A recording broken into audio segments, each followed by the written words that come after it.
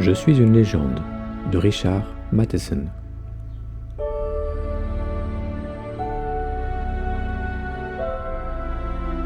Deuxième partie, mars 1976. La maison était à nouveau habitable. En fait, elle était même plus qu'avant, car il avait finalement passé 3 jours à insonoriser les murs. À présent, il pouvait l'appeler et hurler tout à leur aise. Il ne les entendait plus. Et il goûtait tout particulièrement de ne plus entendre Ben Cortman. Tout cela lui avait demandé pas mal de temps et de travail. D'abord, il lui fallut trouver une nouvelle voiture. Ça avait été plus difficile qu'il ne l'eût imaginé. Il avait dû aller à Santa Monica, où se trouvait le seul dépôt Willys qu'il connut. Les camionnettes Willys étaient les seules dont il eut la pratique. Et ce n'était pas le moment de se livrer à de nouvelles expériences. Ne pouvant songer à se rendre à Santa Monica à pied, il lui avait fallu se risquer à utiliser l'une des nombreuses voitures parquées dans le voisinage de sa maison. Mais la plupart étaient hors d'usage, abandonnées là depuis trop longtemps. Finalement, il en avait trouvé une, dans un garage, à 1500 mètres de chez lui, et avait pu entreprendre le voyage. Il était revenu de Santa Monica dans une camionnette neuve, 1 heure avant le coucher du soleil. Désormais, il négligeait plus ces questions de temps. Par bonheur, le groupe électrogène n'était pas hors d'usage. Apparemment, les vampires n'avaient pas eu conscience de son importance pour Neuville. Ils y avaient à peine touché. Il l'avait remis en état le lendemain même de l'attaque. Le réfrigérateur avait donc fonctionné à nouveau, ce qui était essentiel. Car comme en Neuville, eût-il assuré la conservation de ses aliments, à présent que la ville était sans électricité. Pour le reste, il avait remis de l'ordre dans le garage, récupéré les outils et les pièces de rechange qu'il avait pu retrouver. Il avait dû remplacer la machine à laver qu'il avait mise en pièces et réparer divers autres dégâts sans grande importance. Tous ces travaux, finalement, lui avaient fait du bien, en lui donnant l'occasion d'employer ses forces et de se délivrer de sa fureur refoulée. Cela avait rompu la monotonie des tâches quotidiennes, transporter les cadavres, enfiler les chapelets d'ail. Pendant tous ces jours-là, il avait moins bu, arrivant à passer des jours entiers sans toucher à un verre d'alcool. Son appétit était revenu et il avait gagné 2 kilos. Il dormait d'un sommeil sans rêve, des nuits entières. Certains jours, il avait même imaginé de déménager, d'aller s'installer dans quelque hôtel de luxe, mais cela représentait un tel travail qu'il y avait renoncé. Ce soir, il était assis dans son living room, écoutant la symphonie Jupiter de Mozart. Et il se demandait comment il entreprendrait les recherches auxquelles il songeait, plus exactement, par où il commencerait. Il disposait d'un certain nombre d'éléments, mais ce n'était que quelques données du problème. La solution était ailleurs. Probablement se cachait-elle dans un fait qu'il connaissait mais qu'il ne considérait pas dans le bon éclairage, dans une pièce de puzzle dont il n'avait pas encore trouvé la place exacte. Assis dans son fauteuil, il regardait la gravure accrochée au mur, devant lui, et qui représentait un paysage canadien avec d'épaisses forêts aux ombres vertes. Peut-être fallait-il tout reprendre par le commencement. Peut-être la réponse qu'il cherchait gisait-elle dans le passé, enfouie dans ses souvenirs, dans quelques obscurs recoins de sa mémoire. « Souviens-toi, se dit-il. Allons, retourne en arrière. » Mais, Dieu, que ces souvenirs faisaient mal.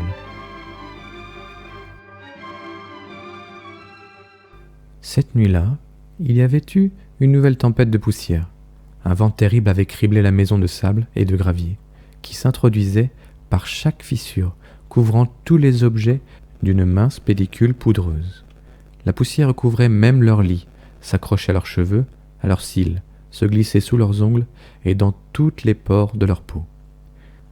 Il avait passé la moitié de la nuit, sans pouvoir dormir, à guetter le souffle oppressé de Virginia. Mais le vacarme aigu de la tempête couvrait tous les autres bruits. Un moment, à mi-chemin entre la veille et le sommeil, il avait eu l'impression que la maison tout entière était frottée par une gigantesque meule émrisée. Il n'avait jamais pu s'habituer aux tempêtes de poussière. Le monstrueux sifflement des tourbillons de vent lui mettait les nerfs à vif, et le rythme des tempêtes n'était pas assez régulier pour qu'il pût s'y accoutumer. Chaque fois qu'elle éclatait, il passait une nuit blanche, et, le lendemain, lorsqu'il se rendait à l'usine, son esprit et son corps étaient également mal en point. En plus, à présent, il s'inquiétait de l'état de Virginia. Vers 4 heures du matin, il émergea d'un assoupissement et se rendit compte que la tempête avait cessé. Par l'effet de contraste, c'est le silence maintenant qui lui semblait insolite. Comme il allait se lever, il s'avisa que Virginia ne dormait pas. Couchée sur le dos, elle regardait le plafond. « Qu'y a-t-il » demanda-t-il mollement. Elle ne répondit pas. Chérie ?» Ses yeux se tournèrent lentement vers lui. « Il n'y a rien, dit-elle. Dors. »« Comment te sens-tu ?»« La même chose. » Il la regarda un instant, puis se retourna et ferma les yeux. Le réveil matin sonna à 6h30. D'habitude, Virginia arrêtait la sonnerie. Comme elle ne le faisait pas, il se souleva et le fit lui-même. Elle était toujours sur le dos, les yeux fixes. Il s'inquiéta. « Tu n'es pas bien ?»« Je ne sais pas, dit-elle. Je ne peux pas dormir. »« Pourquoi ?» Elle eut un murmure indécis. « Tu te sens faible ?» Elle essaya de se lever en vain. « Ne bouge pas, chérie, dit-il. » Il toucha son front. « Tu n'as pas de fièvre. »« Je ne me sens pas malade, dit-elle. Rien que... fatiguée. Tu es pâle. Je sais, j'ai l'air d'un spectre. Reste au lit. » Mais elle était déjà debout. « Je ne vais pas me dorloter, dit-elle. Allons, lève-toi, habille-toi, ça va aller. » Elle lui sourit. Tandis qu'il se rasait, il l'entendit s'habiller derrière la porte. Il la regarda aller dans le living room, à pas lents, avec des mouvements incertains. Elle aurait dû rester au lit. Le lavabo était plein de poussière. Il se rasa mal car il y avait également de la poussière sur son savon à barbe, dans les poils de son blaireau. Avant de retourner dans la chambre à coucher, il alla jeter un coup d'œil dans la chambre à Cathy. La petite dormait encore, toute rose et blonde. Il passa un doigt sur l'espèce de tente qu'il avait installée au-dessus de son lit et le retira couvert de poussière. « Si ces sacrées tempêtes pouvaient cesser, dit-il en entrant dans la cuisine 10 minutes plus tard, je suis sûr que... » Il s'interrompit. D'habitude, Virginia était debout devant le fourneau, préparant les œufs, les toasts, le café. Aujourd'hui, elle était assise près de la table. « Chérie, si tu ne te sens pas bien, remets-toi au lit, dit-il. Je préparais moi-même mon petit déjeuner. »« Non, dit-elle, je vais bien. Je me reposais un peu.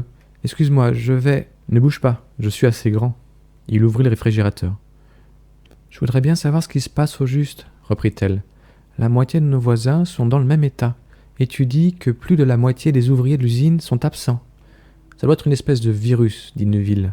Entre les tempêtes, les moustiques et les 3/4 des gens qui tombent malades, l'existence devient épuisante. Il se versa un verre de jus d'orange. Au moment de le boire, il en retira une poussière noirâtre. « Je me demande comment cela peut rentrer dans le réfrigérateur, qu'en-y-a-t-il ? Veux-tu un peu de jus d'orange ? » ?»« Non merci, Bob. »« Cela te ferait du bien ? » ?»« Merci, chérie, » dit-elle en essayant de sourire. Il s'assit près d'elle. « Tu n'as mal nulle part ? Pas de migraine ? Rien ?» Elle secoua lentement la tête. « Je voudrais bien savoir ce que j'ai, dit-elle. Tu devrais appeler le docteur Bush. Oui, je lui téléphonerai. » Elle fit mine de se lever, et il mit sa main sur les siennes. « Ne bouge pas, chérie, reste là. » Mais il n'y a aucune raison pour que je sois ainsi. Depuis qu'il la connaissait, il savait que la maladie l'exaspérait. Elle la considérait comme un affront personnel. « Viens, dit-il, je vais te ramener au lit. »« Non, laisse-moi rester ici. Je me recoucherai lorsque Cathy sera partie à l'école. »« Bon, veux-tu quelque chose, un peu de café ? Si tu ne prends rien, tu tomberas vraiment malade. »« Je n'ai pas envie. » Lorsqu'il eut avalé son jus d'orange, il se prépara 2 œufs brouillés et mit le pain sur la table. « Je vais te faire des toasts, » dit Virginia. « Surveille les œufs. »« Ah, encore ? Qu'est-ce que c'est ? » ?»« Un moustique, » dit-elle avec une grimace, en agitant mollement la main. Il réussit à attraper la bestiole et à l'écraser. « Des moustiques, » soupira Virginia. « Des mouches, des puces. Nous entrons dans l'ère des insectes. C'est dangereux. Ils transportent des maladies. Il faudra même une moustiquaire au lit de Cathy. »« Je sais, dit Neville. J'y ai déjà pensé. On dirait que les insecticides ne sont même plus efficaces. Pourtant, celui que j'ai acheté passe pour le meilleur. » Il mit les œufs dans une assiette, s'assit à nouveau et commença à manger. « J'espère que nous ne sommes pas en train d'engraisser une race de super punaises, dit-il en essayant de plaisanter. Tu te rappelles cette invasion de sauterelles géantes dans le Colorado ? Peut-être les insectes sont-ils en période de... comment dit-on ? Mutation ? Qu'est-ce que c'est ? Ça veut dire qu'ils changent brusquement. En franchissant d'un coup des dizaines d'étapes sur la route de l'évolution, ou peut-être en se développant suivant un processus qu'ils n'auraient pas connu s'ils n'avaient pas eu... Un silence. Les bombardements ? Questionna-t-elle. Peut-être. Ils ont provoqué les tempêtes de poussière. Ce n'est probablement pas la seule chose dont ils soient responsables. Elle eut un sourire désabusé. Et on dit que nous avons gagné la guerre. Personne n'a gagné. Si, les moustiques. J'ai l'impression que tu as raison, dit Neville. Ils restèrent assis un moment sans rien dire. On n'entendait dans la cuisine que le bruit de la fourchette de Neville. « T'as été voir Cathy cette nuit ?» demanda Virginia. « Je viens d'y aller. Elle dort encore. Elle a bonne mine. » Elle le regarda pensivement. « Bob, je me demande... Peut-être ferions-nous mieux de l'envoyer chez ta mère dans l'Est, jusqu'à ce que j'aille mieux. C'est peut-être contagieux. » « Nous pourrions, dit-il. Mais si c'est contagieux, elle ne sera pas plus en sécurité chez ma mère qu'ailleurs. »« Tu ne veux pas ?» Elle avait l'air préoccupée. « Je ne sais pas, chérie. J'ai l'impression qu'elle est aussi bien ici. Si les choses se gâtent dans le quartier, nous ne laisserons plus aller à l'école. » Virginia fut sur le point d'ajouter quelque chose, mais elle se ravisa. « Comme tu voudras, dit-elle. » Il consulta sa montre. « Il faut que je me dépêche. » Il avala en hâte le reste de son petit déjeuner. Tandis qu'il buvait son café, elle lui demanda s'il avait acheté le journal de la veille. « Il est dans le living room, dit-il. Rien de neuf ? » ?»« Non, toujours la même salade. Tout le pays est plus ou moins touché. On n'a pas encore été fichu de déceler le microbe. » Elle se mordilla les lèvres supérieures. « Personne ne sait de quoi il s'agit ? » ?»« J'en doute. Si on avait trouvé quelque chose, ça se saurait. »« Mais ils doivent bien avoir une idée. » ?»« Tout le monde a sa petite idée, mais aucune ne tient debout. »« Que disent-ils ? » ?»« C'est qu'elle de la guerre. »« C'est ton avis ? » ?»« La guerre est finie depuis longtemps. »« Bob, dit-elle soudain, faut-il vraiment que tu ailles à l'usine ?» Il eut un sourire découragé. « Que puis-je faire d'autre ? Il faut bien vivre. »« Je sais, mais... » Il lui prit la main et nota qu'elle était glacée. « Tout ira bien, chérie, dit-il. »« Tu crois que je dois envoyer Katia en classe ? » ?»« Oui. Tant que les autorités ne ferment pas les écoles, je ne vois pas pourquoi nous la garderions à la maison. Elle n'est pas malade. Mais tous ces enfants ensemble... » « N'y pense pas. Bon. Si tu crois que cela vaut mieux... As-tu besoin de quelque chose avant que je m'en aille ? » Elle secoua la tête. « Bon, alors ne quitte pas la maison et reste couché. »« Oui, dit-elle. Je me remettrai au lit dès que Cathy sera partie. » Il lui tapota la main. Dans la rue, on entendit le klaxon. Neville acheva son café et enfila sa veste. « Au revoir, chérie, dit-il en embrassant Virginia sur la joue. « Repose-toi. »« Au revoir, sois prudent, Bob. » Il traversa la pelouse. La poussière qui flottait encore dans l'air agaçait ses dents et lui desséchait la narine. « Jour !» dit-il en entrant dans la voiture et en refermant la porte derrière lui. « Salut, vieux !» dit Ben Cartman.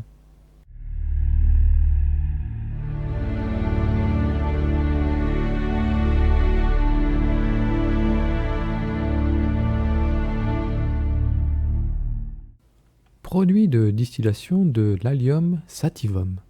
Famille des liliacées comprenant l'ail, le poireau, l'oignon, l'échalote et la ciboulette. De couleur pâle et à l'odeur pénétrante, contenant plusieurs sulfures d'allyle. Composition 64,6% d'eau, 6,8% de protéines, 0,1% de matière grasse, 26,3% d'hydrate de carbone, 0,8% de fibres, 1,4% de cendres végétales. Et voilà, Neville fit sauter dans le creux de sa paume droite l'une des gousses d'ail. Pendant 7 mois, il en avait fait d'odorants chapelets qu'il suspendait autour de la maison, sans avoir la moindre idée de la raison pour laquelle cela tenait les vampires à distance. Il était temps d'éclaircir la question. Il posa la gousse d'ail sur le bord de l'évier, le poireau, l'oignon, l'échalote et la ciboulette. Auraient-ils tous les mêmes effets que l'ail ? S'il en était ainsi, il eût été un fameux imbécile de chercher de l'ail à des kilomètres à la ronde, alors que les oignons poussaient partout. Il hacha menu la gousse d'ail avec son couteau, et renifla l'odeur âcre qui s'accrochait à la lame. Bon, et maintenant ? L'évocation du passé ne lui avait rien apporté qui pût l'aider, rien que le souvenir de conversations où il avait été question de virus, d'insectes porteurs de microbes. Mais les causes du mal n'étaient pas là, et de cela il était certain. Et ce rappel du passé avait surtout réveillé en lui une douleur lancinante.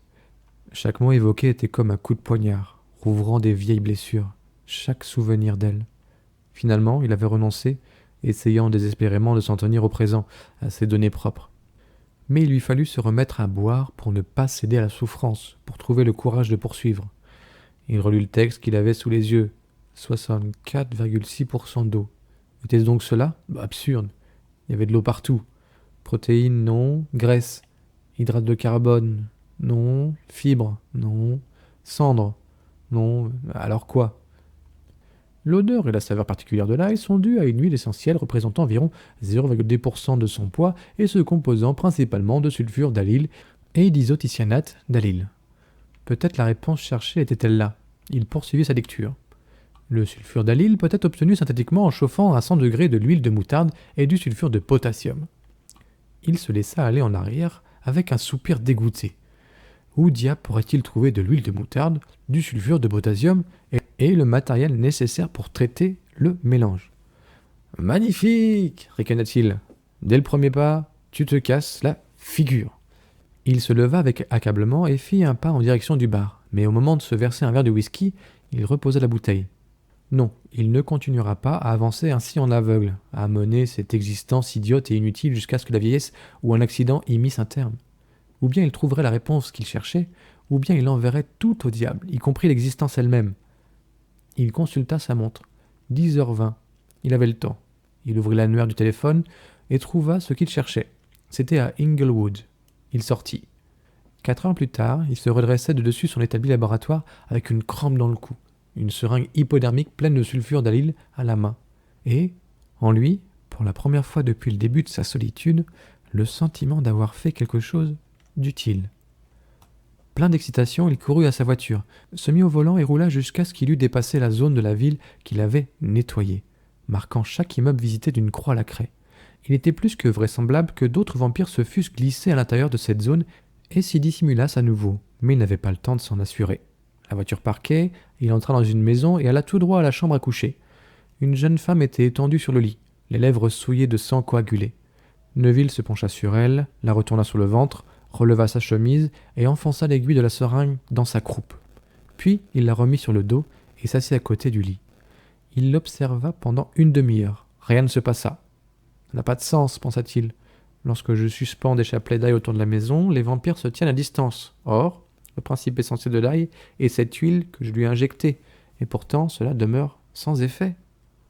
Enfin, tremblant de rage et de déception, il jeta la seringue à terre et rentra chez lui. Avant la tombée de la nuit, il dressa sur la pelouse un léger bâti de bois, auquel il suspendit des chapelets d'oignons.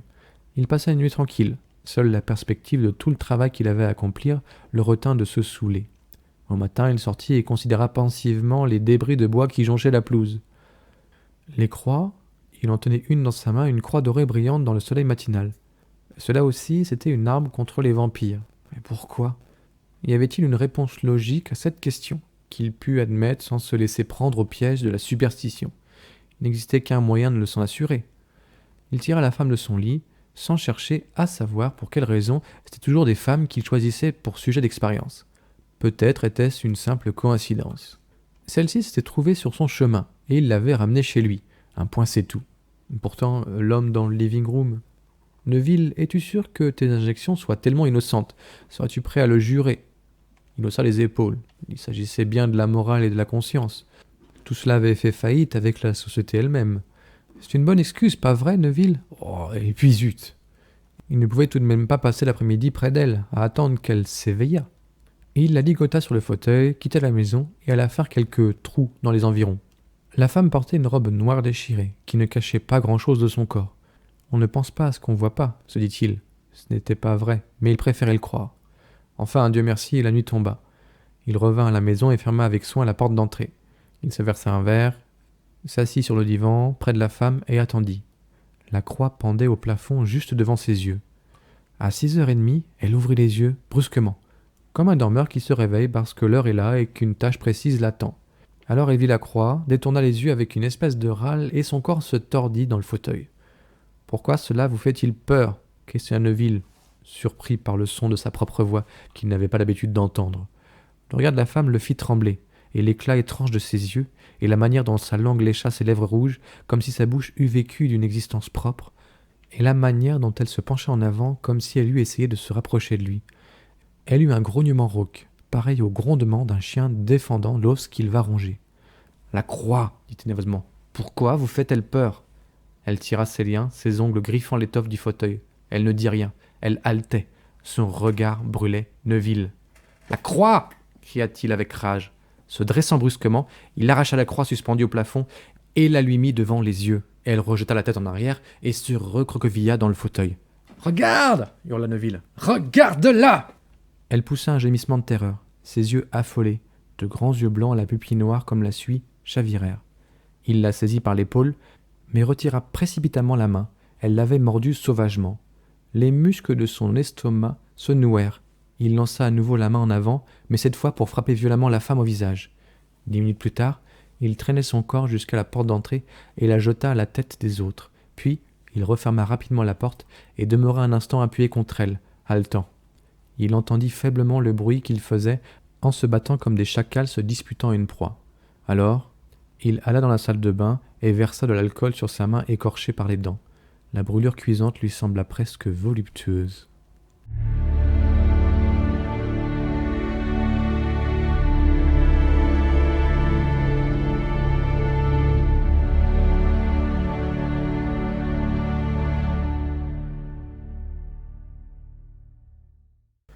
Neville se pencha, prit un pot de terre dans sa main et la regarda s'effriter entre ses doigts. Combien d'entre eux dormaient dans la terre, se demanda-t-il. S'il fallait en croire la légende, et comment interpréter la chose?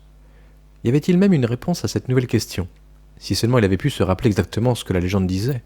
Ceux qui dormaient sous la terre, étaient-ce ceux-là qui étaient déjà morts une fois? S'il le savait, il aurait pu ébaucher une théorie, mais sa mémoire était défaillante. Encore une question sans réponse, à ajouter à celle qu'il n'avait pu résoudre la nuit précédente. Quelle serait la réaction d'un vampire musulman devant la croix? Il ne put s'empêcher d'éclater de rire, et le son de son rire dans le silence matinal le fit sursauter. Il y avait si longtemps qu'il n'avait plus ri, il ne savait plus comment on riait, et son rire le fit penser à un aboiement. Après tout, c'est bien ce que je suis, pensa-t-il, un chien malade. Vers 4 heures du matin, il y avait eu une légère tempête de poussière qui avait réveillé en lui des souvenirs douloureux. Virginia, Cathy, ces jours horribles. Il se ressaisit, ne put se laisser aller. Ses souvenirs le poussaient à boire. Il ne fallait pas. Il devait accepter le présent. Encore une fois, il s'interrogea. Pourquoi avait-il choisi de vivre? Il n'y avait sans doute pas de raison précise. Peut-être suis-je trop stupide, pensa-t-il, ou trop entêté pour en finir une bonne fois. Bon, continuons donc nos petites expériences. Il y avait encore cette légende, suivant laquelle les vampires se tenaient soigneusement à l'écart de toute eau courante ou jaillissante. Neville enterra donc un tuyau d'arrosage en le faisant aboutir à un auget de bois qu'il perça d'un trou d'écoulement.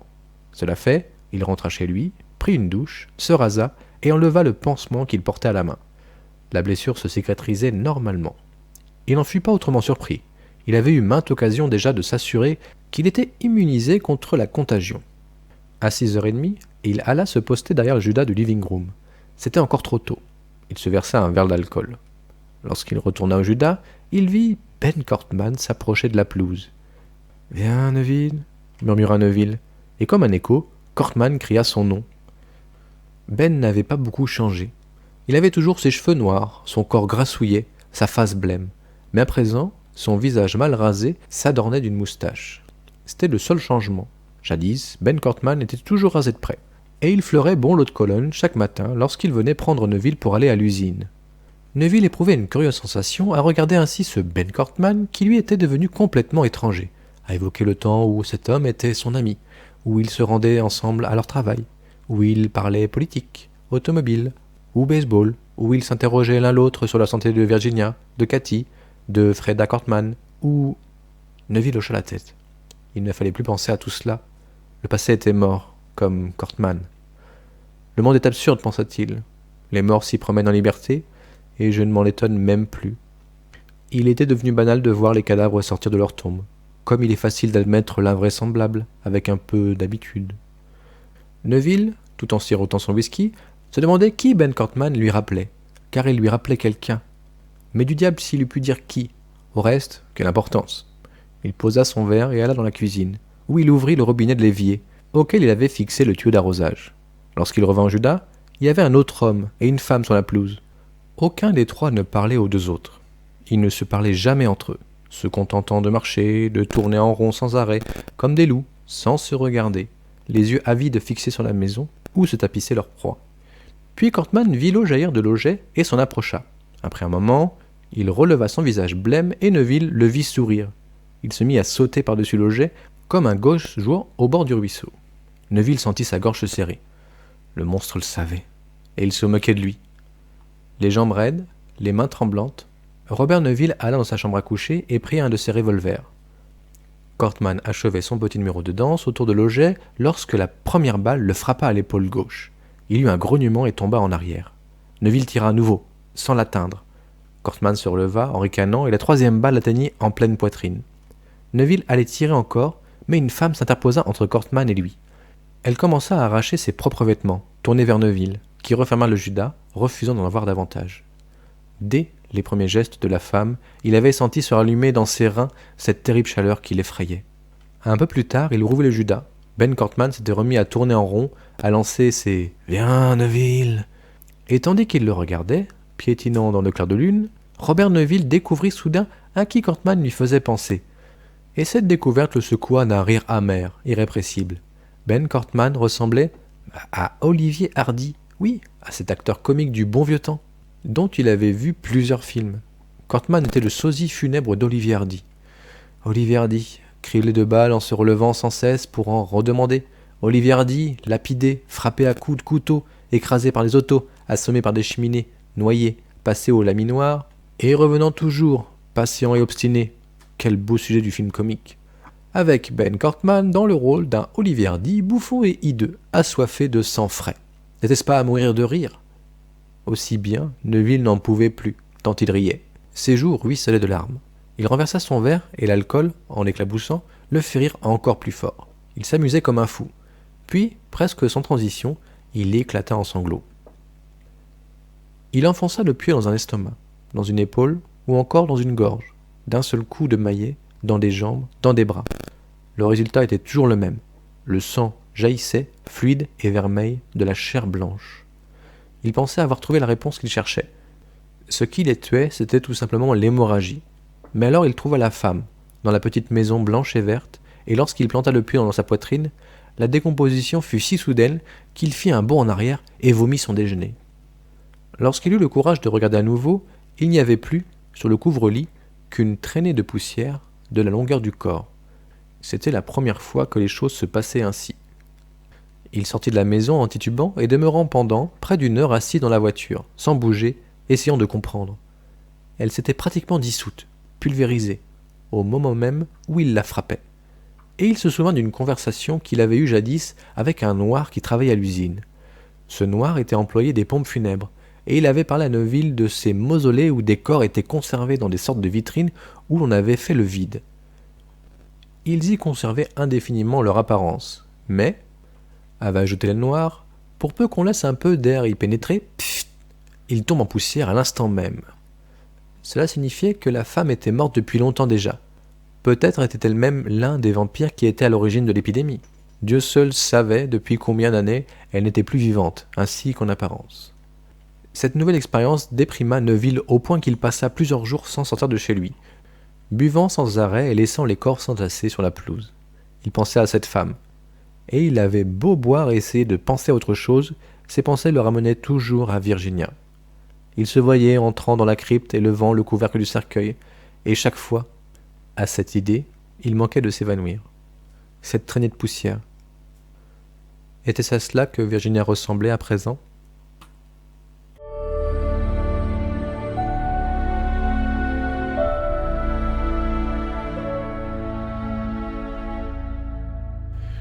C'était un matin, un beau matin ensoleillé, dont la peine n'était troublée que par le chant des oiseaux dans les arbres. Il n'y avait pas un souffle de vent pour charrier le parfum des fleurs. Cimarron Street était plongé dans une tiédeur silencieuse, et le cœur de Virginia Neville avait cessé de battre. Neville était assis à côté d'elle, sur le lit, regardant son visage blanc. Il tenait sa main entre les siennes. Son corps immobile était comme figé. Ses yeux ne sciaient pas. Sa bouche n'était qu'une mince ligne, et il respirait si lentement qu'on eût pu croire que la vie l'avait quitté en même temps que Virginia. À la seconde même où il avait senti le pouce arrêté, ça avait été comme si son cerveau se pétrifiait. Et maintenant encore, l'esprit flottant, il n'arrivait pas à comprendre ce qui se passait, ce qu'il faisait là, assis au bord du lit, et pourquoi le désespoir ne le foudroyait pas. Le temps s'était arrêté. Avec le cœur de Virginia, la vie et le monde s'étaient arrêtés. 20 minutes passèrent, puis 40. Alors, lentement, comme il eut pris conscience d'un phénomène extérieur, il s'avisa qu'il tremblait des pieds à la tête. Il demeura ainsi pendant plus d'une heure, les yeux fixés sur le visage de Virginia. Puis, brusquement, avec une espèce de sanglot sourd, il quitta la pièce. La moitié du whisky qu'il se versa coula dans l'évier. Il avala d'un trait le contenu du verre, qu'il remplit à nouveau, et vida d'orechef. « Je rêve, se dit-il. Il faut que ce soit un rêve. » Il pressa ses mains l'une contre l'autre pour les empêcher de trembler. « Virginia !» Il avait crié son nom à haute voix. La pièce vacilla. Il tomba sur les genoux et resta ainsi, les yeux stupidement fixés sur la porte de la chambre à coucher. Et il revit en pensée une scène qu'il avait déjà vécue, le grand feu grondant, envoyant vers le ciel d'épaisses volutes de fumée noire, le petit corps de Cathy dans ses bras, l'homme qui s'approchait et qui s'emparait d'elle comme un ballot de linge sale. L'homme s'enfonçait dans la cheminée noire, emportant Cathy, tandis qu'il restait là, immobile, pétrifié. Et puis, soudain, il bondissait en avant avec un cri de dément. « Cathy !» Des mains le saisissaient, des hommes vêtus de combinaisons et portant des masques le tiraient en arrière. Ses pieds essayaient en vain de s'accrocher au sol, son cerveau éclatait, et il se mettait à hurler. Puis, ça avait été la nuit, la souffrance qui l'assommait comme une massue. Le feu de l'alcool coulait dans sa gorge, le retour à la vie. Il se retrouvait, silencieux, rigide, dans la voiture de Ben Cortman, les yeux fixés sur la colonne de fumée qui s'éloignait d'eux, qui continuait à s'élever vers le ciel comme le spectre noir du désespoir de la terre. Ce souvenir lui fit fermer les yeux. Il serra les dents jusqu'à ce qu'elles lui fissent mal. Non, il ne livrerait pas Virginia aux flammes de cet enfer, même s'il devait le tuer. Il sortit lentement de la maison et se dirigea vers celle de Ben Cortman, ébloui par le soleil éclatant. Peu m'importe que ce soit la loi, peu m'importe qu'on punisse de mort ceux qui la transgressent, je ne leur livrerai pas Virginia. Il frappa à la porte, appela « Ben !» La maison de Ben Cortman était silencieuse. Par la fenêtre, il voyait le divan rouge, la lampe de chevet, les jouets de la petite Cortman. Il cogna plus fort. « Ben !» Où diable était-il, ce Ben? Neville tourna le bouton, poussa la porte, entra dans le living room silencieux. « Ben !» dit-il très haut. « J'ai besoin de ta voiture !» Ben et Freda Cortman étaient dans la chambre à coucher, allongés sur les deux lits jumeaux. Ben était en pyjama et Freda en chemise de nuit. Leur respiration était étrangement lente. Freda portait à la gorge une petite blessure, couverte d'une croûte de sang coagulée. Il n'y avait aucune marque sur le cou de Ben, et Neville pensa « Si seulement je pouvais me réveiller !» Non, il n'y avait pas d'issue à tout cela, et il ne dormait pas. Il trouva les clés de la voiture sur le bureau et quitta la maison silencieuse. Ce fut la dernière fois qu'il vit Ben et Freda vivants. Il arrêta la voiture devant son propre garage et rentra chez lui. Que faire maintenant? Il ne laisserait pas brûler le corps de Virginia. Cela était hors de question. Mais alors, qu'en faire? Toutes les entreprises de pompes funèbres avaient fermé leurs portes. La loi ne souffrait pas d'exception. Les morts devaient être transportés immédiatement après leur décès aux fosses crématoires. C'était le seul moyen de détruire les bactéries responsables de l'épidémie. Neville le savait. Il savait ce que disait la loi. Mais combien de gens l'observaient? Combien de maris acceptaient de livrer aux flammes celles qui avaient partagé leur vie et leur amour? Combien de parents laissaient incinérer les enfants qu'ils avaient adorés? Combien d'enfants acceptaient de jeter leurs parents bien-aimés dans l'horrible brasier? Pour lui, en tout cas, une seule chose au monde était encore sûre. Il ne laisserait pas brûler le corps de Virginia. Enfin, il se décida à agir. Il prit une aiguille et du fil, enveloppa Virginia dans le drap sur lequel elle reposait, et cousit ce linceul avec soin. Cela fait, il retourna dans la cuisine, avala un autre verre de whisky, revint dans la chambre.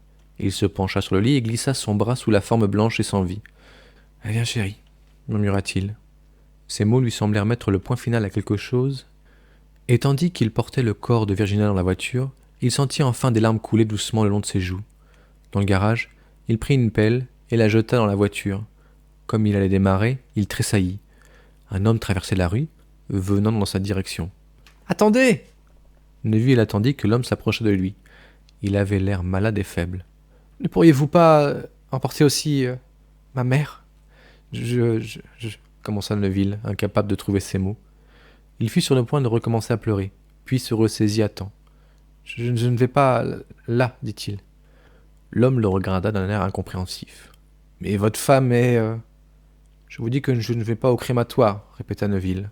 « Je vous en supplie, dit l'homme. »« Non, cria Neville, je n'y vais pas, vous dis-je. »« Mais c'est la loi !» cria l'homme à son tour, soudain furieux. La voiture bondit en avant et fonça dans la direction de Campton Boulevard. Les rues étaient désertes. Neville se dirigea vers l'ouest. Ce n'était pas la peine de chercher un cimetière. Tous étaient fermés et surveillés. Des hommes avaient été abattus alors qu'il essayait d'enterrer ceux qu'ils aimaient. Il roula jusqu'à une rue tranquille qu'il connaissait et qui aboutissait à un terrain vague. Là, il s'assura que personne ne pouvait le voir et porta le corps de Virginia jusqu'au terrain. Il creusa longtemps. Lorsque le trou fut assez grand, assez profond, il s'arrêta et tomba à genoux, la sueur ruisselante sur tout son corps. Le pire restait à faire. Mais il ne pouvait s'attarder. Si on le surprenait, on s'emparerait de lui. Il n'avait pas peur d'être abattu, mais Virginia serait livrée aux flammes. Doucement, précautionneusement, il la déposa dans la fosse. Ses mains se remirent à trembler. Cette fois, c'était la fin. La fin de 11 années qui avaient été merveilleuses. Il reprit la pelle, couvrit de terre le corps de Virginia et referma la fosse. Il était étendu sur son lit, tout habillé, les yeux au plafond, à moitié vide. Son bras droit balaya la table du chevet, renversant la bouteille. Il écouta stupidement le glouglou de l'alcool s'écoulant sur le plancher. Lorsqu'il regarda la pendule, il était 2 heures du matin. Il y avait 2 jours qu'il avait enterré Virginia. 2 yeux regardant la pendule, 2 heures du matin, 2 lèvres crispées, 2 mains, 2 jambes sur le lit. Tout allait par deux. 2 morts, 2 lits dans la chambre, 2 fenêtres, 2 cœurs qui avaient cessé de battre, 2 joues, 2 mains, 2 jambes. Il se mit péniblement sur son séant, puis se leva et alla dans la salle de bain, où il se plongea le visage dans l'eau froide, en cherchant un tâton une serviette. Et soudain il se figea dans l'obscurité. Quelqu'un manipulait le bouton de la porte d'entrée. « C'est Ben, se dit-il. Il vient reprendre les clés de la voiture. » On frappa. Il traversa lentement le living room, le cœur battant. Au moment d'ouvrir, il hésita, le cœur étreint par une angoisse étrange. Au dehors, quelqu'un murmurait des mots qu'il ne pouvait saisir. Il se ressaisit et ouvrit la porte toute grande. Il n'eut même pas la force de crier, dans le clair de la lune. Virginia le regardait. « Robert, dit-elle.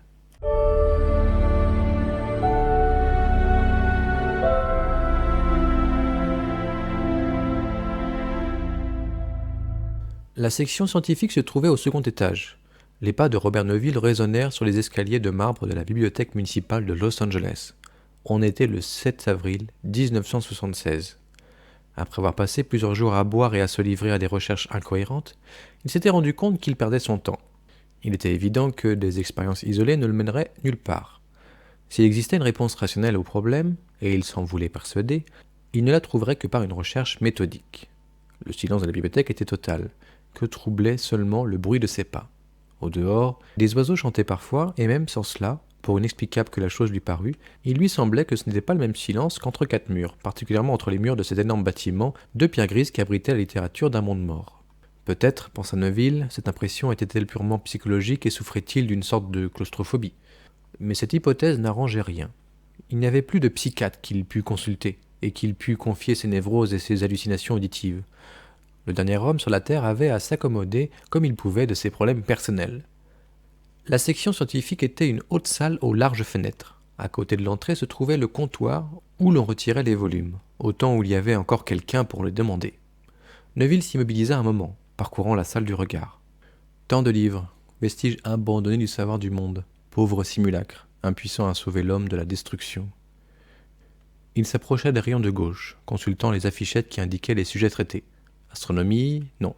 Non, le ciel ne l'intéressait pas. L'attrait de l'homme pour les étoiles était mort en même temps que ses autres désirs. Physique, chimie, mécanique, Neville passa outre. Il s'arrêta à nouveau et leva les yeux au plafond, décoré dans le style des mosaïques indiennes. Le soleil matinal pénétrait dans la salle par les fenêtres sales et Neville regarda la poussière jouer avec ses rayons. Les longues tables de bois et les chaises leur faisant face étaient bien rangées. Quelqu'un en avait eu souci, le jour où la bibliothèque avait été fermée. Il évoqua la jeune bibliothécaire, poussant une dernière fois les chaises entre les tables, avec la précision méticuleuse qui devait être la sienne. Il pensa à elle, morte peut-être sans avoir connu l'amour, sombrant dans ce hideux coma, puis dans la mort, et revenant peut-être ensuite, errer sans fin, sans but, tout cela sans avoir jamais aimé, ni été aimé. Et cela était pire encore que de devenir un vampire. Il poursuivit sa visite et s'arrêta qu'à la section médecine. Il parcourut des yeux les titres des ouvrages consacrés à l'hygiène, à l'anatomie, à la physiologie, à la thérapeutique, à la bactériologie, et en tira plusieurs des rayons. Il en posa une dizaine en pile, sur une table, prévoyant qu'il ne s'en tiendrait pas à eux. Lorsqu'il quitta la salle, il regarda machinalement l'horloge électrique, qui se trouvait au-dessus de la porte d'entrée. Les aiguilles s'étaient arrêtées à 4h25. Neville se demanda machinalement quel jour ça avait été, et si c'était un matin ou un soir. Quel temps pouvait-il faire ce jour-là? Et l'horloge était-elle arrêtée toute seule? Ou quelqu'un s'en était-il chargé? Il haussa les épaules. Quelle importance l'avait-il? En descendant dans les escaliers, les bras chargés de livres, il s'inquiéta de cette obsession croissante qu'il avait du passé. C'était une faiblesse dont il devrait se guérir, s'il voulait aller de l'avant. Il ne put ouvrir de l'intérieur la grande porte d'entrée de la bibliothèque, trop soigneusement verrouillée, et il lui fallut repasser par la fenêtre dont il avait brisé la vitre en arrivant. Lorsqu'il remonta dans la voiture, il s'avisa qu'il l'avait parqué à un endroit interdit, et du mauvais côté de la rue, et qui était en sens unique. Par un vieux réflexe machinal, il s'assura du regard qu'il n'y avait pas d'agent à proximité. 5 minutes plus tard, il en riait encore, tout en se demandant ce que cela avait de si comique. Il posa le livre, après avoir relu le chapitre consacré au système lymphatique. Il se rappelait vaguement l'avoir lu plusieurs mois plus tôt, au cours de ce qu'il appelait sa période délirante. Mais à l'époque, il n'y avait pas prêté attention. À présent, tout cela prenait un nouveau sens. Les minces parois des vaisseaux capillaires permettent au plasma sanguin de pénétrer dans les interstices des tissus. Il regagne finalement le système sanguin proprement dit par les canaux lymphatiques, charriés par un fluide appelé lymphe. Au cours de ce reflux, la lymphe passe par des ganglions qui la filtrent, retenant certaines toxines qui l'empêchent ainsi de s'introduire dans le sang. Bon, 2 facteurs activent le système lymphatique. 1. La respiration. 2. Le mouvement physique. La respiration, agissant sur le diaphragme, comprime l'abdomen, faisant circuler le sang et la lymphe à rencontre de la gravité naturelle. Le mouvement physique amène les muscles à comprimer les canaux lymphatiques et provoque ainsi la circulation de la lymphe. Un système valvulaire complexe empêche son reflux. Or, les vampires ne respiraient pas, du moins les vampires morts, en sorte que le fonctionnement de leur circulation lymphatique était réduit de 50%, ce qui impliquait notamment la stagnation d'une quantité considérable de toxines, et Neuville évoqua, à ce propos, leur haleine fétide. Il relut encore une fois certains passages. Les bactéries passent dans le flux sanguin, où les globules blancs jouent un rôle capital dans notre défense contre l'action des bactéries. Beaucoup de germes sont tués par les rayons du soleil. De nombreuses maladies provoquées chez l'homme par des bactéries peuvent être transmises par des insectes porteurs de germes, mouches, moustiques. En cas d'agression bactérienne, les usines de phagocytes procurent au sang des moyens de défense supplémentaires. Neuville laissa tomber le livre. À mesure qu'il avançait dans ses recherches, lui apparaissaient de plus en plus clairement l'étroite relation existante entre le sang et la lutte contre les bactéries. Et pourtant, avait-il eu assez de mépris pour tous ceux qui étaient morts en proclamant vraiment la théorie des germes, tout en ironisant à propos des vampirismes? Il se leva, se versa un whisky, mais se rassit sans avoir touché au verre, les yeux fixés au mur. Des germes. Que cela lui plût ou non, pour quelle raison ne s'agirait-il pas de germes? Germes, bactéries, virus, vampires? Pourquoi son esprit refusait-il cet enchaînement? S'il lui répugnait encore, était-ce parce qu'il n'était qu'un réactionnaire obtus ou parce que cette théorie risquait de l'amener à des conclusions inattendues et de le mettre en face d'une tâche au-dessus de ses forces? Il ne put le dire. Pourtant, il se sentait lentement mais sûrement porté vers une solution de compromis. L'une des théories ne contredisait pas nécessairement l'autre. Les bactéries pouvaient être une réponse au problème vampire.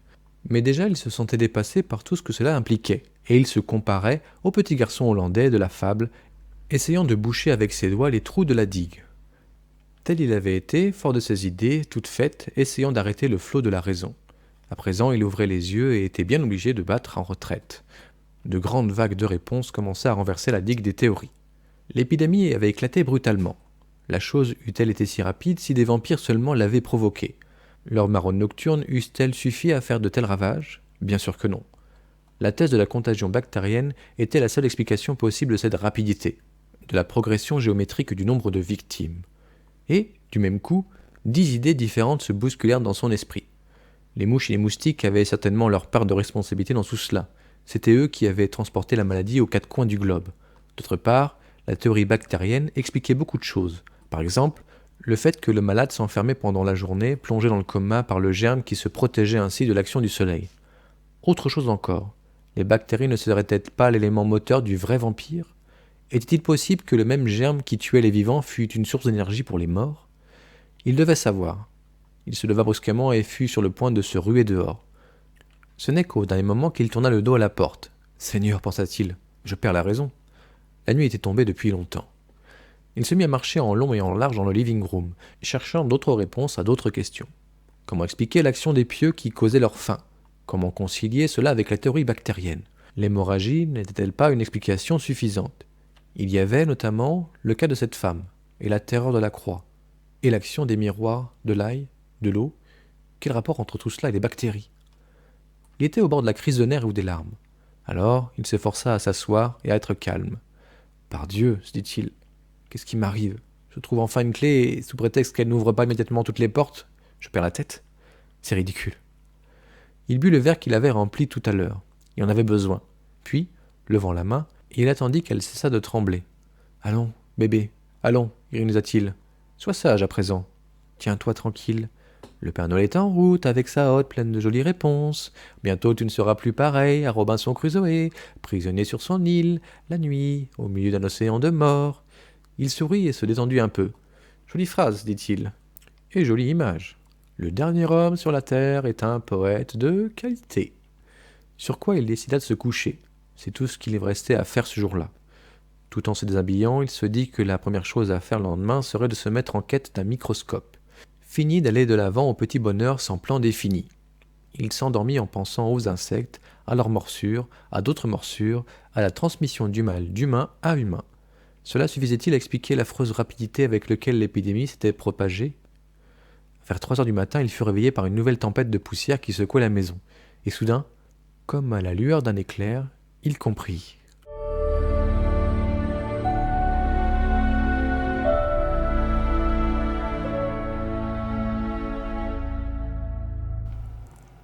Le premier microscope qu'il découvrit se révéla inutilisable, pour diverses raisons qui tenaient à une fabrication défectueuse. Bien sûr, Neville ne connaissait rien à ce genre d'instrument, et il avait pris le premier trouvé. 3 jours plus tard, il le fracassait contre le mur en jurant. Quand il fut calmé, il retourna à la bibliothèque et y chercha un ouvrage sur la microscopie, qu'il emporta comme les autres. Lors de sa première sortie, ensuite, il visita plusieurs magasins d'instruments d'optique et ne rentra chez lui que lorsqu'il eut trouvé ce qu'il cherchait, un microscope précis et bien construit, perfectionné et puissant. Encore une preuve, se dit-il, de la sottise qu'il y a à vouloir faire les choses à moitié. Sur quoi il s'astreignit à passer le temps nécessaire à se familiariser avec l'emploi d'instruments. Il brisa une douzaine de lames de verre avant d'y parvenir, mais au bout de 3 jours, sa technique était au point. Il n'aurait jamais cru qu'une puce, vue au microscope, fût un monstre aussi horrible. Puis il s'avisa que, de quelque manière qu'il s'y prit, il n'arrivait jamais à éviter qu'il y ait sous l'objectif des particules de poussière, qui lui apparaissaient comme des quartiers de roc. La chose était due en grande partie aux tempêtes de poussière, qui se produisaient au rythme moyen d'une tous les 4 jours. Mais elle tenait aussi au fait que le désordre régnait dans son laboratoire, l'obligeait à déplacer 10 choses pour en trouver une. Il apprit donc à avoir de l'ordre, à assigner à chaque chose une place déterminée, les lames de verre, éprouvettes, pinces, aiguilles, réactifs chimiques. Et il découvrit avec une surprise amusée que cette discipline lui était, en fin de compte, agréable. Ça doit être le sang du vieux Fritz qui se réveille, pensa-t-il. Vint enfin le jour où, ayant prélevé un peu de sang dans le corps d'une femme, il en entreprit l'examen. Il brisa encore plusieurs lamelles de verre. Chaque seconde qui passait faisait battre son cœur plus vite. Il savait que l'instant était décisif. Finalement, l'instrument fut au point. Il colla son œil à l'oculaire, en retenant sa respiration. Ainsi, ce n'était pas un virus. Un virus eût été visible. Et ce qu'il voyait se trémoussait légèrement entre les lamelles de verre, c'était un germe. Tandis qu'il regardait avidement, l'œil collé à l'oculaire, les mots se formèrent d'eux-mêmes dans son esprit. « Je te baptise Vampiris ». Dans l'un des traités de bactériologie dont il disposait, il avait appris que la bactérie cylindrique qu'il avait sous les yeux était un bacille, un petit bâtonnet de protoplasme qui se propulsait dans le sang au moyen de minuscules filaments mobiles appelés flagella. Une seule pensée l'habitait tout entier. Cette chose imperceptible, là, sous la lentille du microscope, était la cause du vampirisme. Des siècles de superstition crainte avaient pris fin, au moment même où il voyait, pour la première fois, le bacille. Les savants avaient deviné juste, dans une certaine mesure. La théorie bactérienne se vérifiait. Mais c'était à lui, Robert Neville, âgé de 36 ans, seul survivant de la vieille espèce humaine, qu'il était échu de mener l'enquête à son terme et de démasquer le coupable, le germe qui vivait dans le sang des vampires. Soudain, une vague de désespoir l'envahit. La réponse tant cherchée venait trop tard. Il lutta contre la dépression, mais elle était tenace. À quoi cela l'avançait-il d'avoir trouvé ? Que faire, à présent ? Et comment s'y prendre pour essayer de sauver ceux qui étaient encore en vie ? Il ne savait rien des bactéries. Eh bien, j'apprendrai, se dit-il avec une espèce de rage, et il se mit au travail. Dans des conditions défavorables à leur existence, certains bacilles sont capables de se transformer en spores, dotés d'une grande résistance aux modifications physiques et chimiques du milieu. Ultérieurement, les conditions redevenant favorables, Une nouvelle germination de ces spores les métamorphose à leur tour en bacilles, semblables à ceux dont ils sont nés. Neville se répétait les mots qu'il venait de lire, se tenait immobile, pensif, devant l'évier. « Il y a quelque chose là, se dit-il. Mais quoi ?» Il se mit à échafauder une théorie. Supposer que le vampire ne trouva pas de sang frais pour se nourrir. Le bacille vampiris se verrait placé dans des conditions défavorables, imaginées par l'auteur. Pour se protéger, le germe recourt alors à la sporulation. Le vampire sombre dans le coma. Les conditions redevenues favorables, il revient à la vie. Bon, mais comment le bacille serait-il que son porteur est à nouveau en mesure de trouver du sang ? Neville frappa l'évier de son poing fermé. Il y avait autre chose. Il devait y avoir autre chose. Lorsque les bactéries ne trouvent pas la nourriture qui leur convient, leur métabolisme est déséquilibré et elles produisent des bactériophages, protéines inanimées, capables d'auto-reproduction. Ces bactériophages détruisent les bactéries. On pouvait imaginer que les bacilles, privés de sang frais, en raison d'un métabolisme anormal, absorbaient de l'eau et grossissaient jusqu'à éclatement et destruction de toutes les cellules, ce qui provoquait une nouvelle sporulation. Supposons d'autre part que le vampire n'entre pas dans le coma, que son corps, privé de sang, se décompose. Le germe pourrait néanmoins recourir à la sporulation et les tempêtes de sable. Les spores libérées pouvaient être emportées, charriées par elles, et s'introduire dans d'autres corps par d'imperceptibles excoriations de la peau provoquées par la poussière. Elles pouvaient y redevenir bacilles par germination et se multiplier par fissiparité. À mesure que cette multiplication se produirait, les tissus environnants seraient alors détruits et les vaisseaux sanguins attaqués par les bacilles. Cette double action, destruction des tissus et invasion des bacilles, permettait enfin à ceux-ci de s'introduire dans les flux sanguins. Le processus était dès lors achevé. Et le tout sans qu'il fût besoin d'imaginer des vampires aux yeux striés de sang se penchant au-dessus du lit des blondes héroïnes ou des noires chauves-souris battant les ailes contre les vitres d'une fenêtre. Le tout sans recourir au surnaturel. Les vampires étaient une chose réelle, simplement, on n'avait jamais conté leur véritable histoire. Partant de là, Neville évoqua certaines grandes épidémies du passé, celles qui avaient provoqué la chute d'Athènes, par exemple, et qui faisaient passablement songer au fléau de 1975. Les historiens avaient parlé de peste bubonique. Robert Neville se demandait si les vampires n'y avaient pas été pour quelque chose. Ou plutôt, non, pas les vampires eux-mêmes, puisqu'ils apparaissaient maintenant que ces spectres errants étaient des victimes au même titre que les innocents touchés par le mal. Le coupable, c'était le germe, le bacille qui, caché derrière les épais rideaux de la légende et de la superstition, commettait ses méfaits, tandis que les humains courbaient l'échine devant leur propre terreur. Et que penser de la peste noire qui avait ravagé l'Europe, détruisait les 3/4 de la population. À 10h ce soir-là, les tempes serrées par la migraine, les yeux rougis par la fatigue, Neville s'avisait qu'il mourait de faim. Il prit un morceau de viande dans le réfrigérateur et pendant qu'il cuisait, se doucha rapidement. Il sursauta légèrement en entendant une pierre frapper l'un des volets.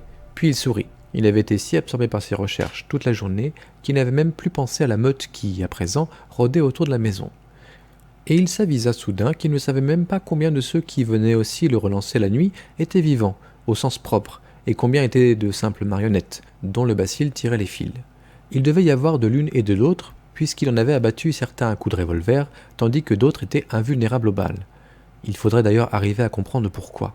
Et au fait, à savoir pour quelles raisons les vivants se joignaient aux autres autour de sa maison. Pourquoi ceux-là seulement, et pas tous ceux de la région ? Il mangea son steak avec appétit et but un verre de vin, s'étonnant du plaisir qu'il prenait. D'ordinaire, la nourriture lui semblait totalement dépourvue de saveur. C'était sans doute le résultat de son travail intensif et de sa découverte. Mieux encore, il n'avait pas bu un seul verre d'alcool de la journée. Il n'en avait même pas eu envie. Lorsqu'il eut terminé son repas, il retourna dans le living room, mit un disque sur le pick-up et s'assit avec un grognement de fatigue. Pendant un long moment, il s'efforça de ne plus penser aux vampires, en écoutant Daphnis et Chloé de Ravel. Mais il ne put résister longtemps à la tentation, et il alla une dernière fois coller son œil à l'oculaire du microscope.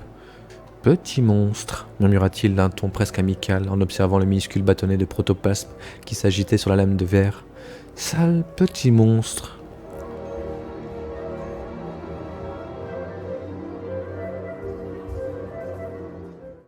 La journée qui suivit fut moins brillante. Les rayons de la lampe solaire tuaient effectivement les germes, mais cela n'expliquait rien. Neville mélangea le sulfure d'allyle au sang infecté, et les germes n'en semblèrent nullement dérangés. C'était incompréhensible. L'ail tenait les vampires à distance, et il était avéré que leur état procédait d'une infection sanguine. Or, mêler le principe essentiel de l'ail à leur sang demeurait sans effet. C'était comme pour les pieux, L'hémorragie ainsi provoquée n'était pas une cause suffisante. Il pensait à cette maudite femme. Mais alors, que se passait-il au juste? Très vite, Neville recommença à s'énerver, à désespérer, à s'emporter contre lui-même, à se gourmander. Finalement, il décida de reprendre les choses par le commencement. Certains faits, désormais, étaient établis. Le germe existait, il était transmissible, les rayons solaires le tuaient, l'ail avait une action sur les vampires. Certains de ceux-ci dormaient sous la terre. On pouvait les supprimer d'un coup de pieu. Ils ne se métamorphosaient ni en loup ni en chauve-souris, mais certains animaux pouvaient contracter leur mal et devenir vampires. Bon, Neville divisa en deux, d'un trait de crayon, une feuille blanche. En tête de l'une des deux colonnes, il écrivit « Bacille ». Au-dessus de l'autre, il dessina un point d'interrogation. Puis il commença. La croix, non. Cela ne pouvait avoir aucun rapport avec les bacilles. Si cela avait un sens, cela pouvait être que psychologique. Colonne de droite.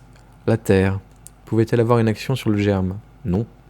Comment eût-elle pénétré dans le système circulatoire? En outre, ce qui dormait sous la terre était très rare. Colonne de droite. Le soleil.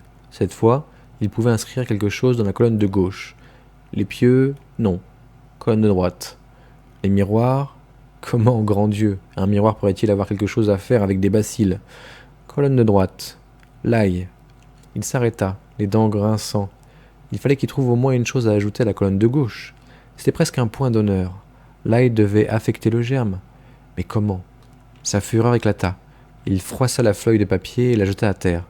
2 fois de suite, il remplit son verre à ras-bord et le vida d'un trait. « Je suis une brute, gronda-t-il, un animal stupide et borné. Il ne me reste plus qu'à me saouler. » Il jeta son verre contre le mur et se mit à boire, à même la bouteille. Il ne dessoula pas pendant 2 jours. Et il commençait à envisager sérieusement de continuer à boire jusqu'à la fin des temps, ou jusqu'à ce qu'il n'eût plus une goutte de whisky à trouver, lorsqu'il se produisit un miracle. La chose arriva le matin du 3e jour. Comme il sortait en titubant de la maison pour s'assurer que le monde était toujours là, sur la pelouse, il y avait un chien. À l'instant où Neville ouvrit la porte, l'animal s'arrêta de renifler l'herbe, et visiblement terrorisé, fit un bond en arrière. Neville, stupéfait, s'immobilisa, regarda le chien, qui se mit à détailler la queue entre les jambes. Un animal vivant en plein jour? Neville bondit à son tour en avant, manquant de s'étaler dans l'herbe, et se lança à la poursuite du chien. Sa voix déchira le silence de Cimarron Street. « Ici, viens !» Chacune de ces foulées résonnait douloureusement dans sa tête et son cœur battait à grands coups. De l'autre côté de la rue, le chien courait comme un fou. « Ici !» cria Neville. « Ici !» Un point de côté le força à s'arrêter. Le chien fit de même, regardant derrière lui. Il était brun et blanc, efflanqué, de race indéfinissable. Une de ses oreilles était déchiquetée. « Viens !» Il y avait l'hystérie dans la voix de Neville. Le chien disparut au tournant de la rue. Ignorant sa migraine lancinante et la douleur qui lui labourait le flanc, Neville se remit à courir. Pendant 1 heure, il battit les environs, les jambes tremblantes, criant de temps en temps « Ici, viens ici !» Finalement, il rentra chez lui, épuisé, accablé par un désespoir enfantin. Rencontrer un être vivant, après tout ce temps, découvrir un compagnon et le perdre aussitôt, n'avait-il pas là de quoi pleurer? Même s'il ne s'agissait que d'un chien. Que d'un chien? Mais pour Robert Neville, c'était une découverte incalculable. Il ne put ni manger ni boire. Il se sentait si mal en point qu'il dut se coucher, mais il ne put dormir. Agité d'un tremblement fiévreux, il laissait sa tête rouler de gauche à droite sur l'oreiller, et ses lèvres, sans qu'il en eût conscience, répétaient tout bas « Ici, viens, je ne te ferai pas de mal ». Dans l'après-midi, il recommença à chercher le chien dans tout le voisinage, en vain. Lorsqu'il rentra, vers 5 heures, il déposa devant la porte un bol de lait et un morceau de viande. Il entoura le tout de gousses d'ail, pour que les vampires n'y touchent pas. Puis, un peu plus tard, il se dit que le chien devait être atteint, lui aussi, par le mal, et que l'ail l'empêcherait également d'approcher. Pourtant, il y avait là quelque chose d'incompréhensible. Si le chien était porteur de germes, comment se fait-il qu'il rôdait en plein jour? Fallait-il supposer qu'il était si légèrement atteint que son métabolisme n'en était pas affecté? Mais dans ce cas, comment avait-il échappé aux autres? Mon Dieu, pensa Neville, et s'il vient cette nuit, attiré par la nourriture, et qu'il le tue? S'il fallait que demain je le retrouve mort, je ne pourrais pas le supporter. Je crois que je me tuerais moi-même. Se tuer. Il n'y avait pas encore pensé. Bien sûr, il ne traitait pas son corps avec beaucoup de ménagement. Il ne mangeait pas comme il eût été sain de le faire. Il ne dormait ni ne buvait raisonnablement. Mais cela n'avait rien d'un suicide. Pourquoi n'avait-il jamais eu l'idée de se tuer? Il ne trouvait pas, à la question, de réponse sensée. Il ne s'était résigné à rien, n'avait pas accepté vraiment la vie qu'il était forcé de mener, ne s'était pas adapté à elle. Et pourtant il était toujours là, alors que la dernière victime de l'épidémie était morte depuis 8 mois, qu'il n'avait plus parlé à un être humain depuis 9 mois, que Virginia l'avait quitté depuis 10 mois. Il était toujours là, sans avenir, sans espoir d'aucune sorte. Instinct de conservation ou simple stupidité? Avait-il trop peu d'imagination pour songer à se détruire lui-même? Pour quelle raison ne l'avait-il pas fait, les tout premiers temps, alors qu'il était au plus profond du désespoir?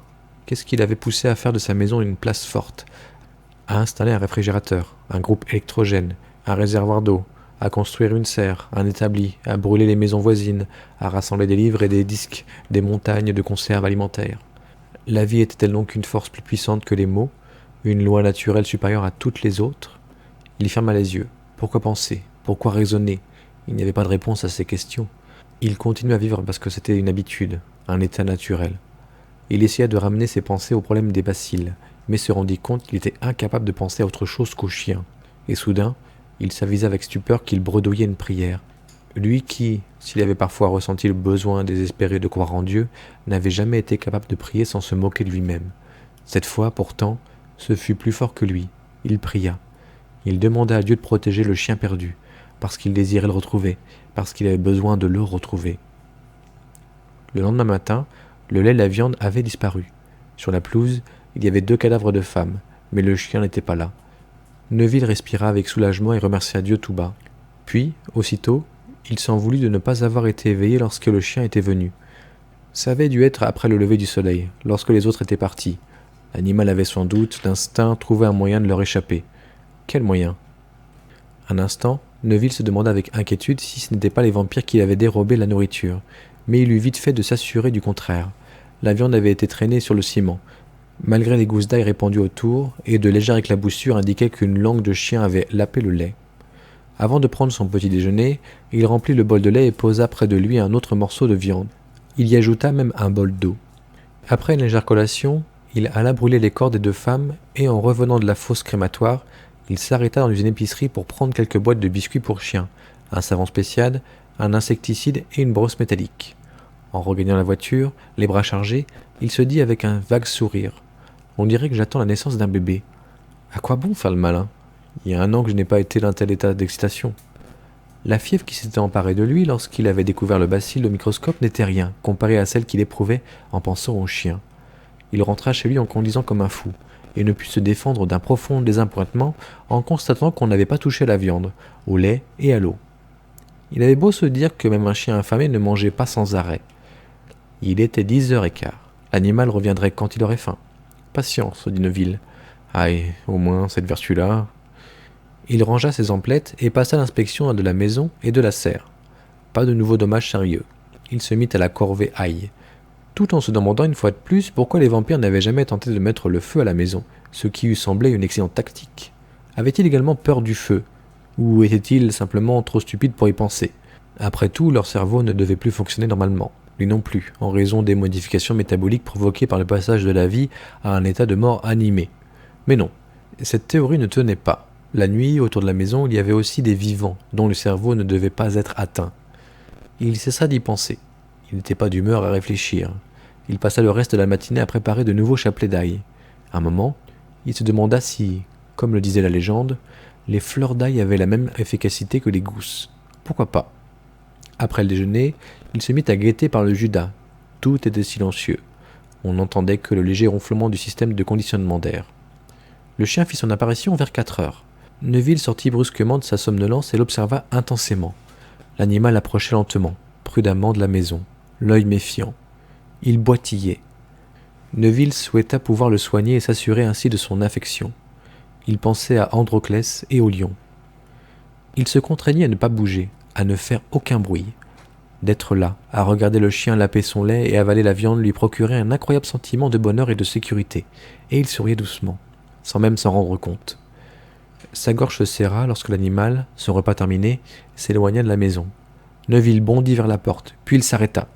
C'était pas ce qu'il fallait faire. Il effrayerait le chien. Mieux valait le laisser aller. Il revint au Judas et le regarda partir avec tristesse.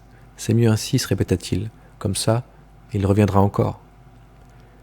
Il se versa un peu d'alcool mélangé d'eau et s'assit. Il se demandait où le chien passait ses nuits.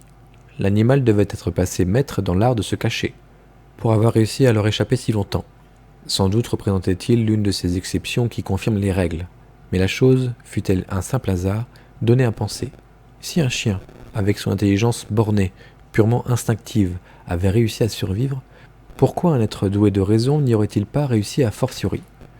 Neville ne se laissa pas hypnotiser par cette pensée. L'espoir qu'elle autorisait était dangereux. Il ne fallait surtout pas céder à ce genre de mirage. Le chien revint, le matin suivant. Cette fois, Robert Neville ouvrit la porte et se montra. Aussitôt l'animal était là comme un fou. Neville s'y attendait. Il résista à la tentation de le poursuivre. Le plus lentement, le plus naturellement qu'il put, il s'assit sur les marches du porche. De l'autre côté de la rue, le chien courait encore entre les maisons. Bientôt il disparut. Neville demeura un quart d'heure sans bouger, puis rentra. Après le déjeuner, il remit de la nourriture sur le porche. Le chien revint encore à 4 heures. Neville attendit qu'il eût fini de manger, puis sortit de nouveau. Une fois de plus, le chien déguerpit. Mais cette fois, voyant qu'on ne le poursuivait pas, il s'arrêta sur l'autre trottoir et regarda vers la maison. « Ça va, mon vieux » cria Neville, mais au son de sa voix, l'animal s'enfuit. Neville se rassit sur son seuil, les dents grinçant d'énervement, près de maudire ce sacré froussard de chien. Mais il se força à imaginer tout ce qu'il avait dû subir, les nuits interminables, passées à se tapir dans l'obscurité, à se cacher Dieu savait où, tandis que rôdaient les vampires, la recherche de sa nourriture, la lutte pour l'existence dans un monde sans maître, prisonnier de vieilles habitudes, de dépendance. « Pauvre vieux, pensa enfin Neville, je te ferai oublier tout ça. Après tout, peut-être un chien avait-il plus de chances de survivre qu'un être humain, dans ce monde absurde. L'animal était plus petit, il pouvait se cacher plus aisément, et son flair devait le servir. Mais ses pensées n'étaient pas agréables à Neville. En dépit des arguments de sa raison, il avait toujours vaguement espéré qu'il trouverait un jour un autre survivant, pareil à lui, un homme, une femme, un enfant. Peu lui importait son âge ou son sexe, parfois il en rêvait tout éveillé. Plus souvent pourtant, il s'efforçait de se faire à l'idée que, comme il en était sincèrement convaincu, il était le dernier homme sur la Terre, du moins sur la partie de la Terre qu'il pourrait jamais connaître. Ces réflexions lui avaient fait oublier l'heure. La nuit commençait à tomber. Soudain, il vit Ben Cortman traverser la rue en courant, venant dans sa direction. « Neville, Neville !» Il bondit à l'intérieur de la maison et referma la porte avec soin. Ses mains tremblaient un peu. Plusieurs jours de suite, il sortit, au moment où le chien acheva de manger. Chaque fois, sa vue faisait détaler l'animal. Mais à mesure que les jours passaient, il courait moins vite et bientôt il s'arrêta au milieu de la rue et se mit à aboyer en direction de Neville. Celui-ci ne bougeait toujours pas du porche de la maison. On eût dit qu'il jouait à quelques jeux. Puis un jour, Neville alla s'asseoir sur les marches avant l'arrivée du chien. Et lorsque celui-ci apparut, il y resta. Pendant près d'un quart d'heure, l'animal erra aux alentours, sans oser approcher de la nourriture et de l'homme. Machinalement, Neville croisa les jambes. Ce geste suffit à faire déguerpir le chien 50 mètres plus loin. « Ici, mon vieux, » dit Neville. « Viens manger, comme un bon toutou. » Les autres minutes passèrent. Le chien se rapprochait avec méfiance. Lorsqu'il fut sur la pelouse, il s'arrêta un long moment. Puis, lentement, très lentement, posant avec circonspect une patte devant l'autre, il se remit en mouvement sans quitter Neville des yeux. « C'est ça, » dit celui-ci d'une voix douce. « C'est ça.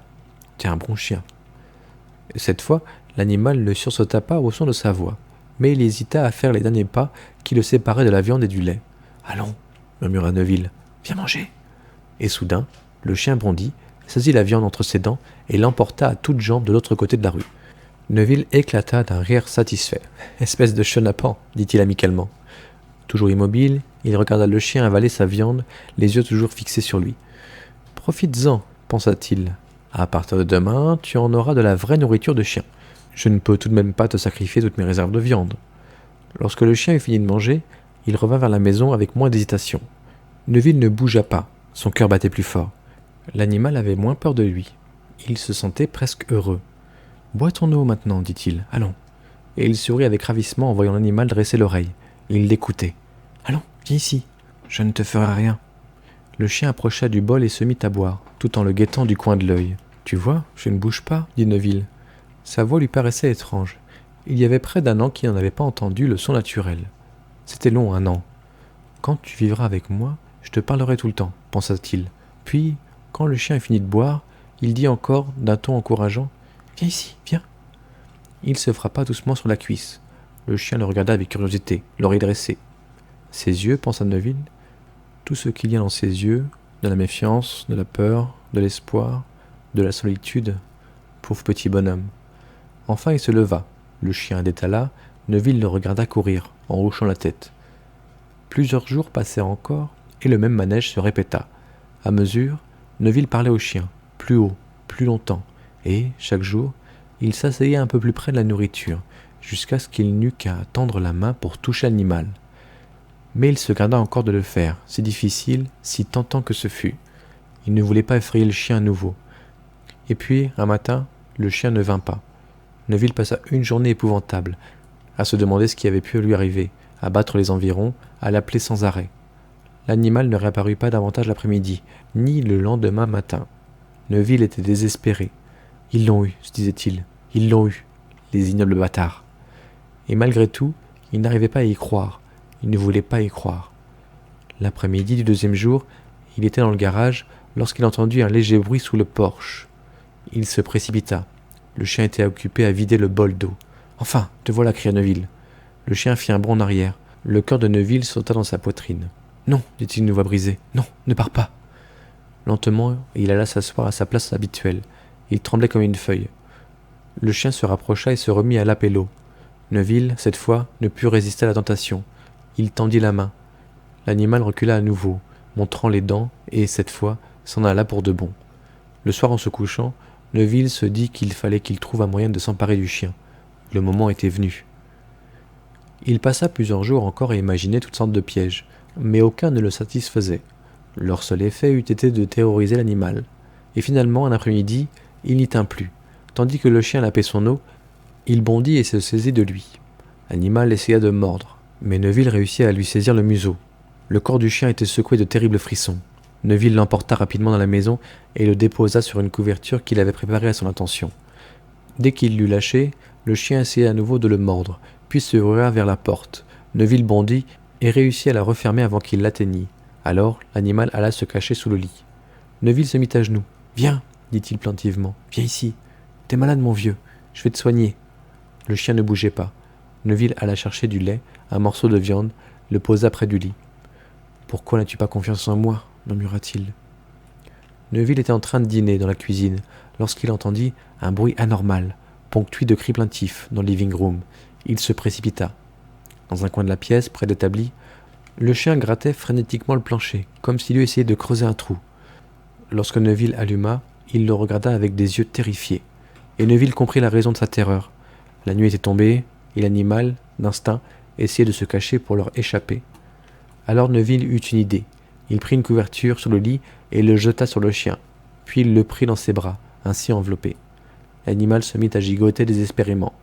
Mais Neuville le tenait étroitement serré contre lui. Et il lui parla, longuement, doucement. « Allons, mon vieux, allons. Tout va bien maintenant. Personne ne te fera du mal. Allons, calme-toi. Tout va bien. Je vais m'occuper de toi. Tu seras tranquille désormais. » Il parla pendant près d'une heure, à voix basse, comme s'il eût voulu hypnotiser le chien, et, peu à peu, le tremblement de l'animal s'apaisa. Lorsqu'il reposa enfin paisiblement sur les genoux de Neuville, celui-ci sourit doucement. « C'est ça, t'es un bon chien. T'es mon chien maintenant, n'est-ce pas ?» Il était près de 11 heures du soir lorsque Neuville, précautionneusement, se risqua à écarter un coin de la couverture. Le chien frémit un peu, montra les dents, mais Neuville recommença à lui parler. Un peu plus tard, il lui caressa la tête, doucement, en lui souriant. Le chien leva les yeux sur lui, des yeux humides, encore craintifs, et soudain, il se mit à lécher la main qui lui caressait. Neuville sentit sa gorge se serrer et ses yeux se remplirent de larmes. Quelques jours plus tard, le chien était mort.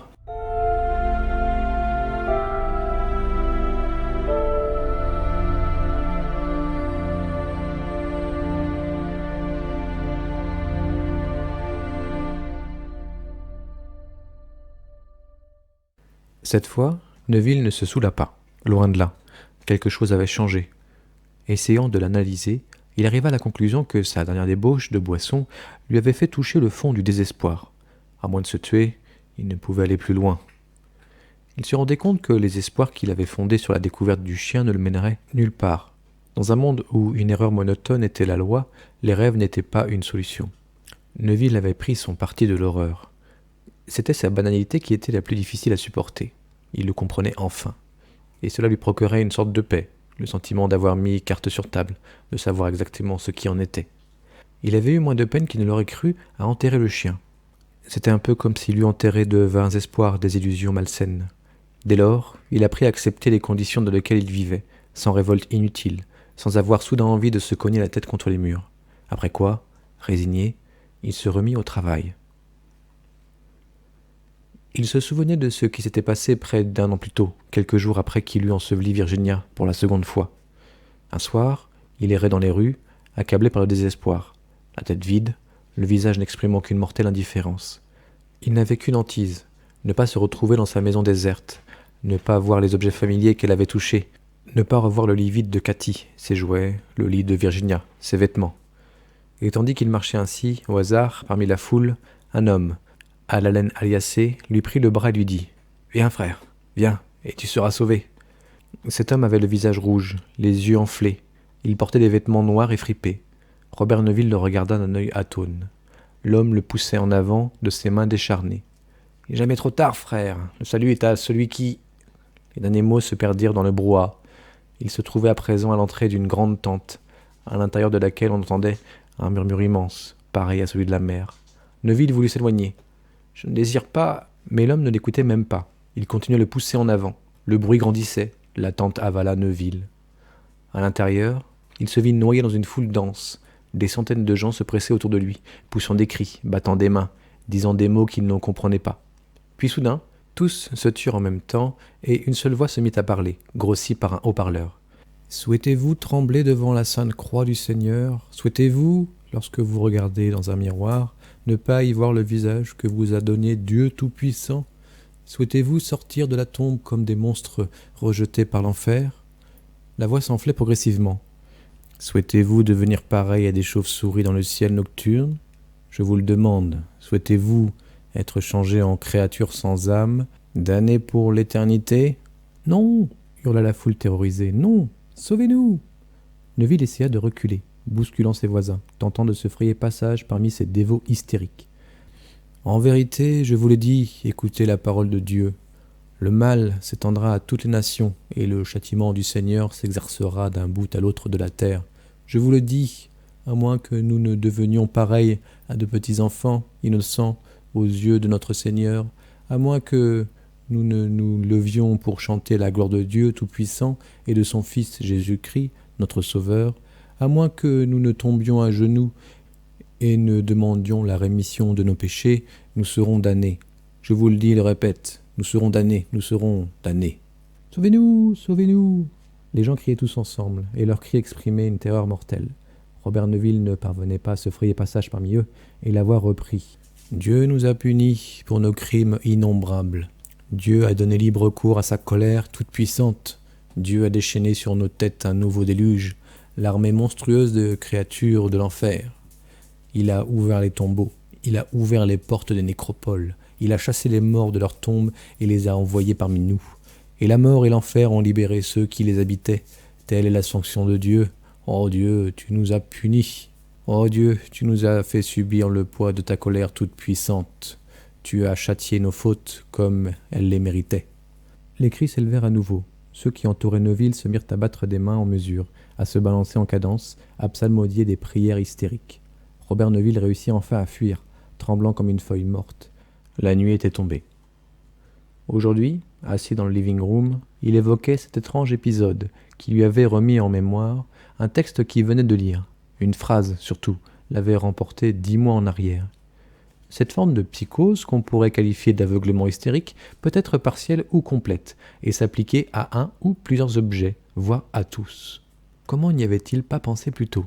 Jusqu'alors, il s'était sottement obstiné à vouloir rattacher au bacille tous les phénomènes du vampirisme. Si certains ne s'y prêtaient pas, il les imputait automatiquement à la légende, à la superstition. En fait, il avait vaguement envisagé, parfois, de leur donner des explications psychologiques, mais sans trop s'y arrêter. Or, c'était bien de ce côté qu'il fallait chercher. Pourquoi ? Si certains de ces phénomènes ne pouvaient avoir des causes physiologiques, n'auraient-ils pas des causes psychologiques, considérant notamment le choc psychique subi par les victimes de l'épidémie ? Vers la fin de celle-ci, le journalisme à sensation avait créé partout une terreur maladive des vampires, Neuville se rappelait la débauche d'articles pseudo-scientifiques qui se publiaient à seule fin d'entretenir et de tirer parti de cette terreur et par conséquent de faire vendre des journaux. Sans doute y avait-il quelque chose de sinistrement bouffon dans ce désir de gagner de l'argent alors que le monde était en train de mourir. Tous les journaux n'avaient pas cédé à cette folie, mais la presse à sensation avait voulu survivre à l'autre. En même temps, comme c'était inévitable en de telles circonstances, la foule s'était laissée aller à un mysticisme primitif. Le remède était parfois pire que le mal, car ceux qui y recouraient ne mouraient pas moins vite que les autres, mais ils mouraient terrorisés, avec la peur hideuse de ne pas connaître le repos dans la mort, hantés par un affreux désir. Une telle psychose pouvait expliquer beaucoup de choses. Et d'abord la peur de la croix. On avait répété aux croyants que l'objet de leur vénération deviendrait pour eux un objet d'horreur, qu'ils n'oseraient plus le regarder en face. En sorte que le vampire, habité par un puissant complexe de culpabilité, s'en était peut-être détourné de lui-même. De même, ce complexe et l'idée qu'il était devenu un monstre pouvaient l'avoir frappé d'horreur à son image abhorrée. Lui avoir donné la hantise des miroirs, avoir fait de lui une créature errante, fuyant le grand jour et le contact des autres humains, cherchant dans des cachettes obscures, voire sous la terre, un peu de repos et de répit. La crainte de l'eau, celle-là, il fallait voir en elle le fruit d'une superstition très ancienne. La légende ne disait-elle pas que les sorcières étaient incapables de franchir une eau courante ? Sorcières, vampires, certaines confusions étaient parfaitement concevables. Et les vampires vivants ? Facile à expliquer, ainsi. Le vampirisme était en quelque sorte un alibi pour certains démons. Neuville était convaincu que les vivants qui se mêlaient aux autres, la nuit, autour de sa maison, étaient des fous qui se prenaient pour des vrais vampires, alors qu'ils étaient seulement des malades mentaux, ce qui expliquait qu'ils n'eussent jamais pensé à mettre le feu à sa maison. Ils étaient simplement incapables de logique. Il se souvint d'un homme qui, une nuit, avait grimpé sur le lampadaire, en face de la maison. Par le Judas, Neuville l'avait vu sauter dans le vide en agitant frénétiquement les bras et s'écraser sur le trottoir. À présent, il comprenait. Cet homme se prenait pour une chauve-souris. Ainsi, se dit-il en souriant vaguement, les choses s'expliquent peu à peu. Il apparaît qu'ils ne constituent pas une race à part, invincible, loin de là. Ils forment une espèce extrêmement vulnérable, à la perpétuation de laquelle sont nécessaires les conditions matérielles les plus strictes. Il posa sur la table le verre auquel il n'avait pas touché. « J'en ai pas besoin, pensa-t-il. Je n'ai plus à chercher l'évasion ou l'oubli, plus maintenant. » Pour la première fois depuis la mort du chien, il se sentit détendu. Il avait encore beaucoup à prendre, mais il avait déjà parcouru pas mal de chemin. Curieusement, la vie lui apparaissait presque supportable. « Je me fais à ma robe d'ermite, » se dit-il. La musique du pick-up était douce et bienfaisante. Au dehors, les vampires attendaient.